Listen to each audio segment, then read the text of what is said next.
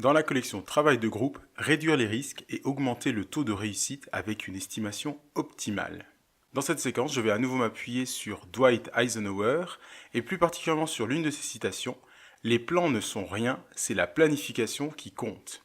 L'objectif de cette séquence sera de distinguer prédiction et prévision, de diminuer les risques d'erreur et de fiabiliser les estimations pour augmenter le taux de réussite des actions. Comme toujours, cette séquence est applicable à tout type de réunion et technique de travail de groupe. Elle est particulièrement recommandée en gestion de projet et plan d'action complexe. Comme toujours, vous veillerez à former le groupe ou à le diviser en sous-groupes de 6 à 8 personnes en veillant à mélanger compétences, connaissances, mais en évitant de mélanger les niveaux hiérarchiques. Vous pourrez, comme je vous l'ai présenté dans Optimiser le déroulement des réunions, gérer la réunion en planifiant, en invitant, en réservant et en préparant. N'oubliez pas de choisir la méthode la plus adaptée ou d'en utiliser plusieurs pour comparer les résultats. Dans cette séquence, je vais vous présenter deux méthodes simples pour deux cas de figure différents. Première méthode, méthode par analogie. Si vous disposez d'un historique, eh bien vous pourrez procéder par analogie. Cette technique permet d'estimer, en termes de coûts et de délai, un projet ou une action par comparaison avec d'autres projets ou actions similaires et terminés. Pour cela, vous allez pouvoir définir le niveau d'estimation pertinent, utiliser une grille d'évaluation en fonction du niveau de détail voulu,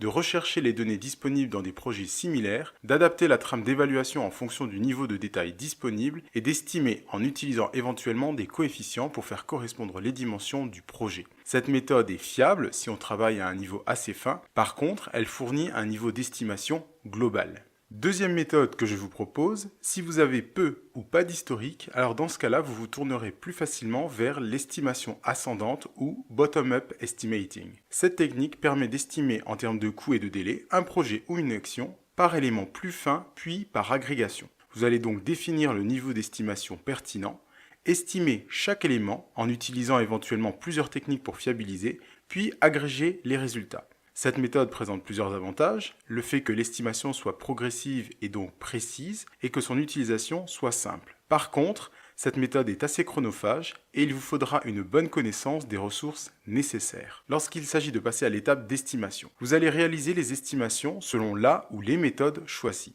Ensuite, vous allez comparer les résultats, les analyser et réévaluer si besoin. Vous pouvez également intégrer l'ensemble par un calcul et notamment par le modèle de Golenko et Kinsberg qui consiste à définir selon une méthode mathématique l'estimation la plus pertinente. L'estimation la plus pertinente, c'est l'estimation optimiste plus la différence entre l'estimation la plus pessimiste et l'estimation la plus optimiste divisée par 3.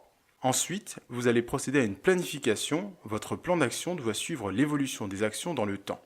Et pour cela, vous définirez notamment une réévaluation périodique. Faire des estimations optimales requiert plusieurs points d'attention. Tout d'abord, restez pragmatique et considérez des éléments factuels. Vous devez bâtir votre propre base de données à partir des expériences du passé. Ensuite, utilisez plusieurs méthodes.